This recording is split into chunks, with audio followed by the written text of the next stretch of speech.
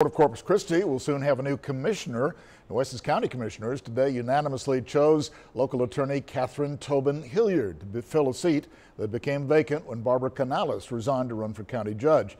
Hilliard will also take over as the only woman on that important panel. Our Taylor Alanice spent some time with her today. Taylor? Catherine Hilliard says she's up for the challenge and is ready to devote whatever time and energy she has into everything that goes with the Port of Corpus Christi. Hilliard was one of 11 candidates looking to fill Nueces County Judge Barbara Canales' spot. She says she was surprised but honored to be nominated by Nueces County Commissioner Carolyn Vaughn. As you can imagine, it was a memorable day for her and her family. She says the port has a lot of positive momentum right now, and she's excited to learn from the other commissioners in the process. Hilliard says she knows as much about the port as the average citizen, but says she can bring a lot to the table.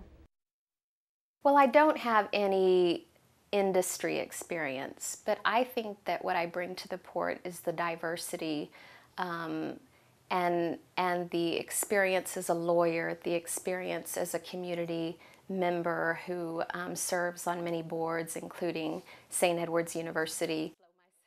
Along with being on numerous boards in the area, she and her husband, attorney Bob Hilliard, co-own a law firm and are raising 7 children. The 7 port commissioners are in charge of setting policy for the Port of Corpus Christi, which is the #1 port for petroleum exports and the 4th largest port in the nation. Hilliard is expected to be sworn in at the next Port Commission meeting on February 19th. Joe, Mackenzie.